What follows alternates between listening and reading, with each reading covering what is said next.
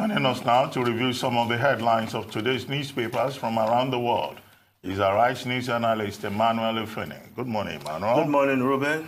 Good morning, Chindu. Good morning, to have you here. Yes, made it here. Well, Efeni, maybe before you start the review of newspapers, there was a subject we treated earlier. Yes. With Rotus Odiri, which is about the low-yield environment within the Nigerian economy.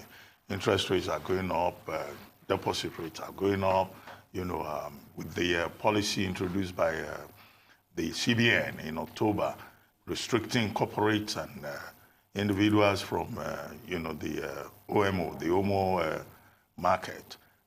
We're beginning to see the effect. And I tried to express the concern of persons who had criticized the CBN at the time that policy was introduced, and how the fact that oil prices are going down, our external reserves have dropped to about $37.5 billion, and the fear that if it drops further to $30 billion, then we will have no option but to devalue the Naira. And the projection is that if if the valuation goes by 10%, then the Naira will be about 400 Naira to the dollar. If it's 20% devaluation, then it will be 450. And then you have a situation whereby the main objective of the government in ensuring stability, making the Naira stable, strengthening the foreign reserve would then have direct negative implications. But the point that we could not make at that time, because of time restriction, was the fact that the CBN obviously is also aware of this, and the federal government is also aware of this, and certain steps are being taken to make sure that no calamity occurs within the economy, and this will include some of the measures that have been taken, the closure of the borders, for example, efforts being made to check smuggling, restriction of access to forests for certain categories of imports, and even more importantly, the attempt, to go to get a Eurobond to see how, if we can get about $3.3 billion that can be used to shore up the external reserves. But I think it's an issue that we'll keep watching and to see what the CBN does with monetary policy in this direction, and what government as a whole does with what clearly is a priority area for it. Well, when economists make projections, they say all things being equal. Ceteris paribus. Yes. So CBN may project, make some policies, but because we depend so much on oil for foreign income, foreign exchange income, we'll continue to be at the mercy of the volatility of the oil market. The question we have to be asking is whether the efforts also being made are going to be enough. There are significant efforts that we can see, but are those efforts enough for us to sustain right now? But of course, that steps have also been taken or are being taken to diversify the revenue stream, for the country, including VAT, the increase in VAT, yes, and other steps that have been taken.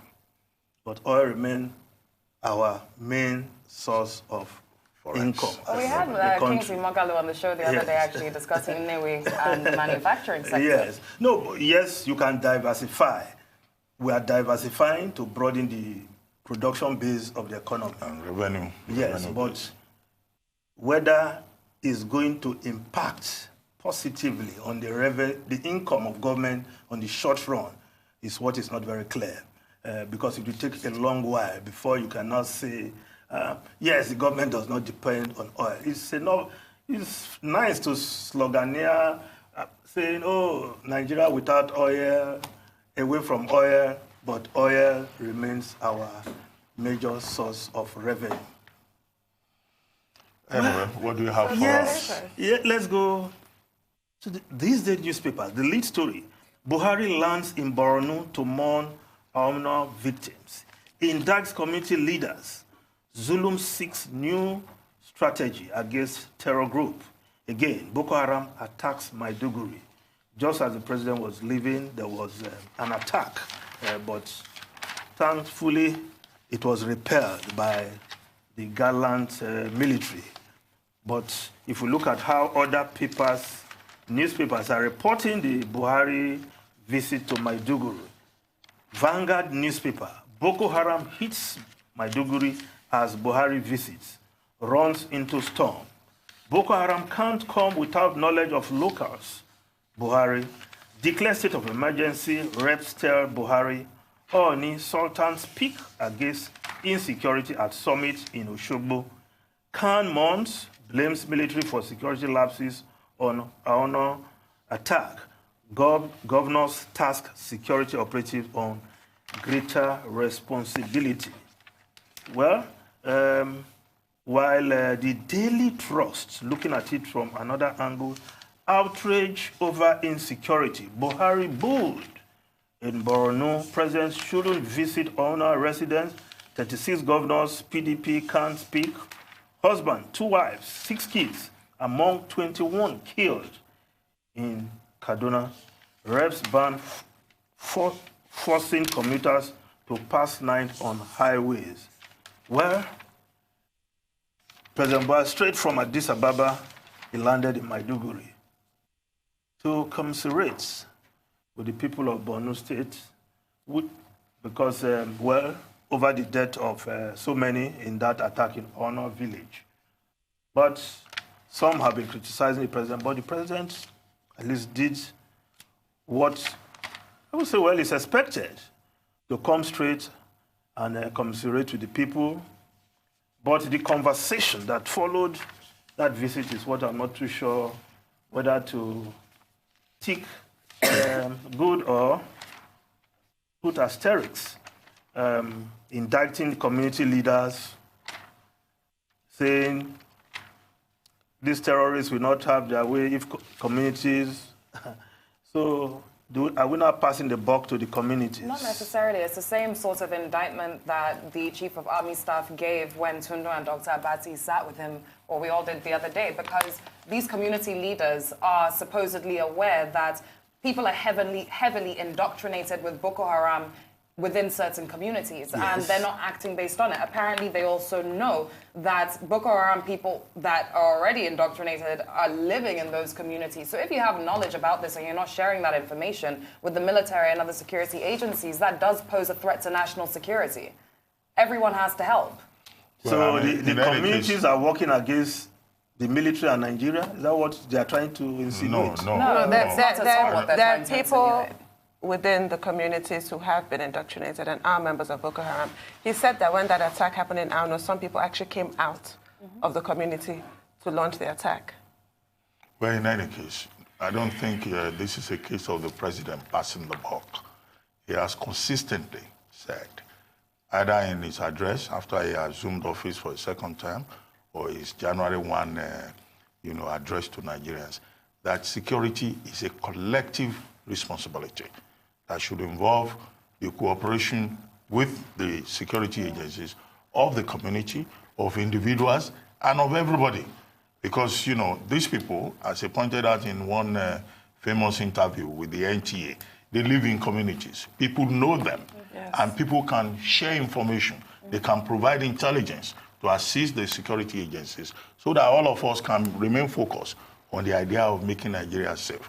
And I think in the interview we had with the Chief of Army Staff, he himself echoed that presidential line, that it's not just the military alone or the police alone. It's a collective responsibility. And I think to the extent of the explanation that they have so far offered, it makes sense that, citizens too can be involved. It does, which is precisely why traditional rulers like the Oni of Ife are stepping forward, because they do have their own local intel and they do have a huge part to play. Well, but Efeni, before you came on the program, I had expressed concern that I would have preferred a situation whereby the president, in the course of that visit, identified directly with the victims, with the people of Auno, instead of limiting his visit to, statements in the company of the elite, of the Borno State elite.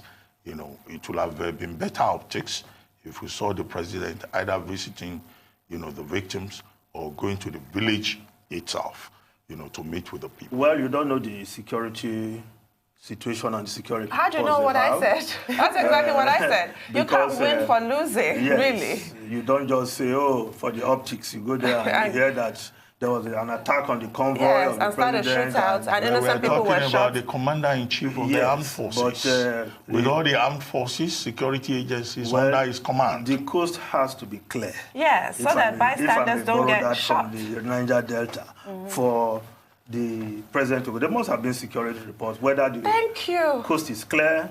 Can the president go there without any incident that will not take away the headline? And because if anything had happened there, they'll say, oh, he came. And now because he came here, we're being attacked. And in any case, Ruben, when you visit the traditional ruler to commiserate, you are also commiserating with him and his people. The people. So I think this is a huge improvement. So? Well, this is a huge improvement for President Buhari. I mean, according to the report from the trust, Buhari booed in Borno. Yes. On the streets of Maiduguri, he's been booed. I mean, it would so you are saying he should go to the village? He can't. It would have been preferable, for anybody in this situation, it would have been preferable to see that your president can make it there. But I don't know. I just don't think that there's no reason as to why he didn't go to Auno. Like, it had to be for security I don't see him going all the way to Borno and not going to Auno. Yeah. Unless there was a reason, yes. You know, the governor went to Auno at that time. The governor himself must have had clearance to do so. You can't just go on a frolic of your own, can you? Because lives could get lost. Well, again, it can but it be was argued also quite a short visit. If the governor can go there. But that was a different day at a different time. Okay. Security updates might change. I tend to give the benefit of the doubt. I don't like to be well, at least if the president had gone straight to Aso Villa. You know what you people are saying that you don't realize. What I'm hearing is that you are saying that the commander-in-chief of the armed forces is afraid. No, not necessarily. Not at all. The commander-in-chief of armed forces all over the world can be in situations that's what I'm getting from you need to be prudent and responsible if to there are preserve lives security and property. concerns, then from intelligence report given to the commander-in-chief, then certain decisions will be taken. He has to be responsible. Which intelligence report? Well, the president went to Maiduguri. If he had flown straight to Abuja and Femi Adesina issued a statement saying the president said, we'll say at least he should have gotten to Maiduguri. This is the thing. At least he cannot even go to Maiduguri. If he cannot even go to Auna. Yeah, you cannot wait. Now he has gone to Maiduguri. Why did he go to Auna? If he went to Auna, why did he do this? You know? So let's leave it at that. Mr. Efeni, please pause. We need to take a short break now. We'll be back with more on the news headlines. Please stay with us.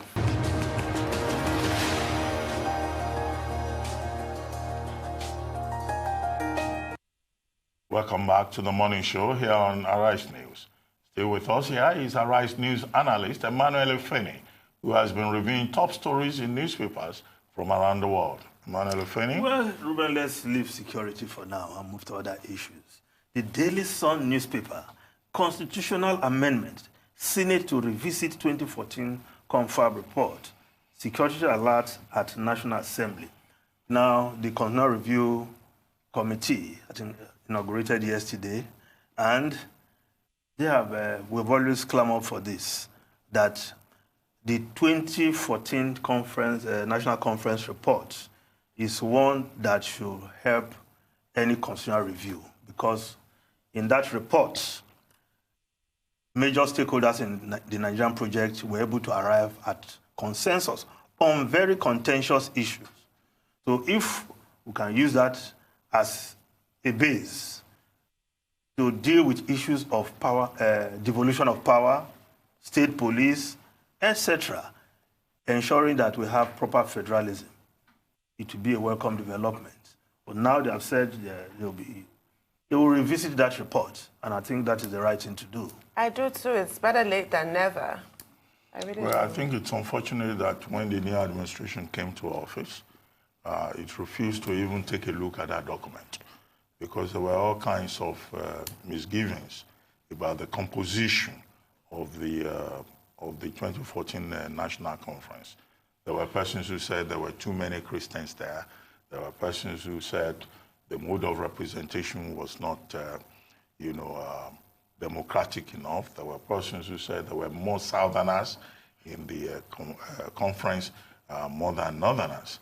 But at the end of the day, there is a consensus that 2014 National Conference dealt with all the key issues and was able to emerge to come up with consensus around many of the issues, including devolution of powers, including the idea of state police, and many other omissions or contradictions in the 1999 Constitution, which is regarded by many people as something inherited from the military. I'm one of those people. You know, and that in terms of that, if to that extent, it's not really a document that can be used as the basic law in a democratic dispensation.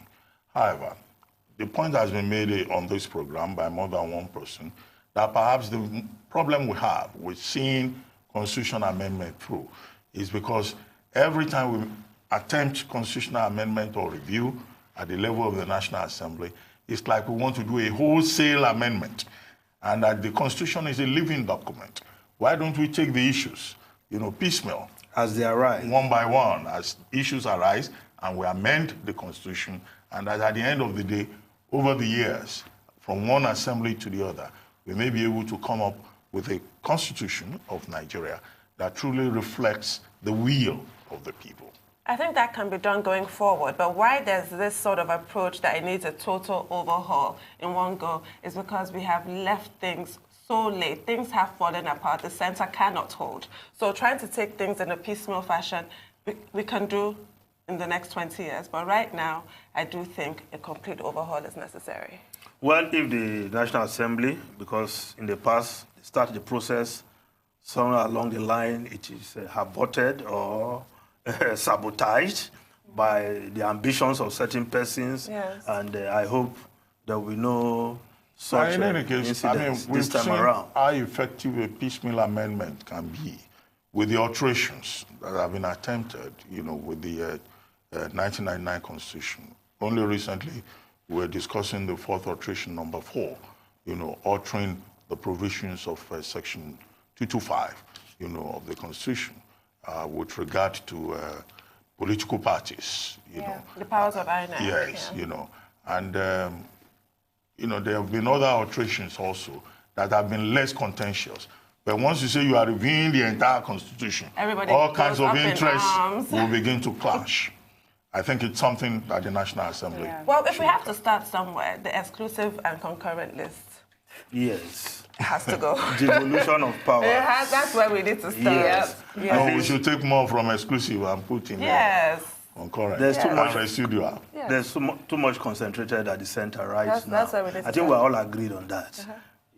Now let's move on to other to the Daily Independent newspaper. Declare state of emergency on security now. Reps Buhari yesterday insists on sack of service chiefs. Maiduguri residents Buhari. Now, Ruben, after interviewing the chief of army staff, you were there. Do you think he should go? That who should go? The chief of army staff. That's no, I don't want to engage in personalized discussions. No, service chief generally. From what you spoke, you were one-on-one with him. You can't weigh into this discussion? No. It came across to me as a very intelligent, handsome, well-informed, well-trained. Who knows what he's doing. Who knows what he's doing. And I think that, you know, the whole idea of that, the big fallout for me of that interaction with him is that the security chiefs and heads of other agencies in government should communicate more with the Nigerian public. Because many of these persons, you know, they assume that, look, they can take the Nigerian public for granted. I came away from that interaction with the Chief of Army Staff better informed, you know, about a number of issues.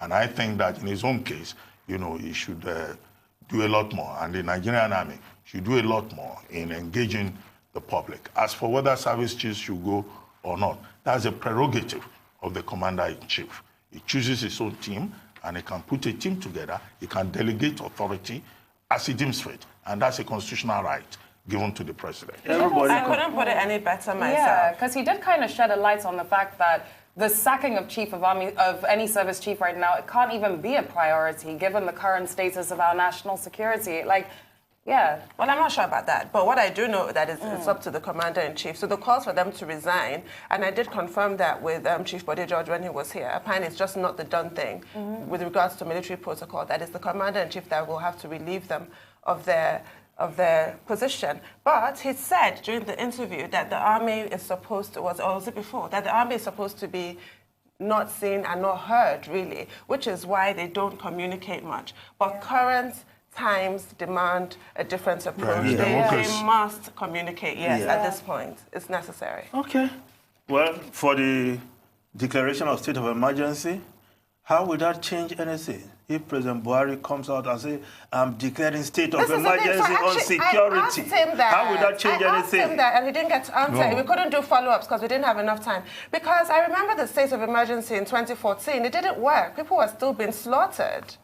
So this is the Senate that's calling for anything. Yeah, it's just Senate is calling for state of emergency. And I'm thinking, it has to be backed. Do you mean national emergency or a state of emergency? No, what state of emergency? Because there are two different things. Declare the House of Reps resolution. To declare a state of emergency. On security. It didn't Is it work. on security? Yeah, No. it didn't work. Because it's never backed by anything. It's in the individual How does it pocket. change the situation on ground It now? doesn't. It doesn't work. Does it mean you will recruit more soldiers overnight?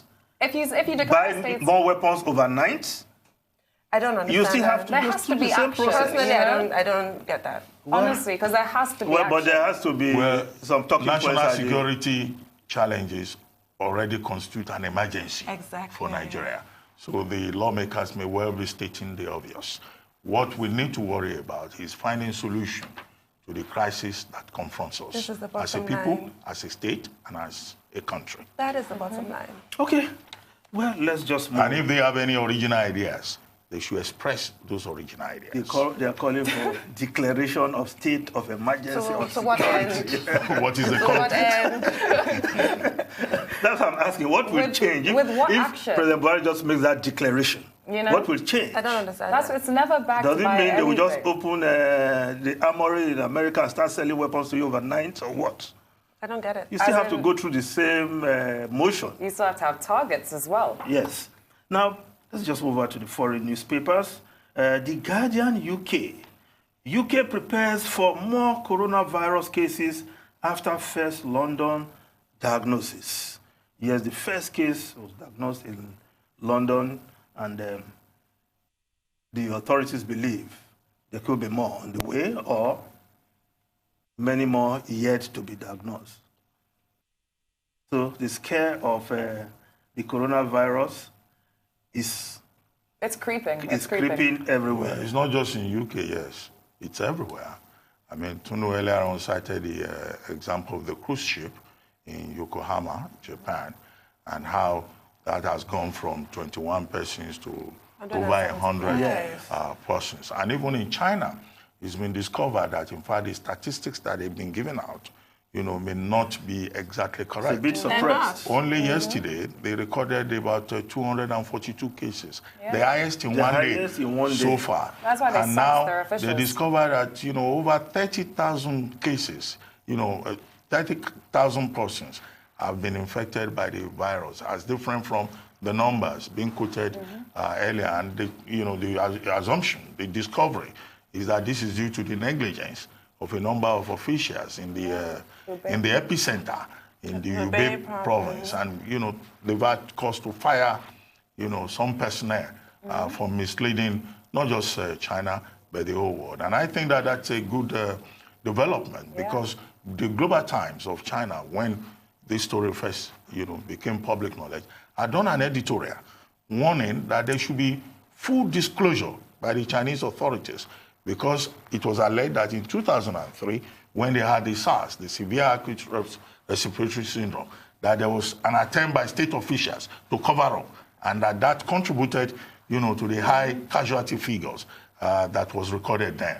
And this time around, it's good to see the Chinese state itself, insisting on transparency and full disclosure. But what's China also- has improved. Sorry, So Lena, sorry, you're I was just going to say 18 months as well is what's being proposed as the time for the vaccine. That's also imagine? scary, because if it's going to take 18 months to Can you produce a imagine? vaccine, then that means, and look at the way it's spreading so rapidly. This is a serious, serious problem. For the WHO to say that a virus is your greatest enemy more than Yes.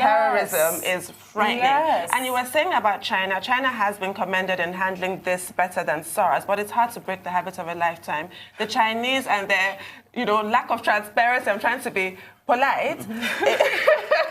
They've improved, and we need to commend them, but They could have stopped this in its tracks. They should have cancelled all that New Year festivities. It's not an open society. It's not. It's not their nature. Yeah, this is the best they can do, frankly. Well, let us make the point that also African countries, not just Nigeria, should really be monitoring all these developments, the response systems, either in Asia or in Europe or in the United States, to see what we can learn, from what is going on. And please wash your hands. Yes, as much as you can. Always.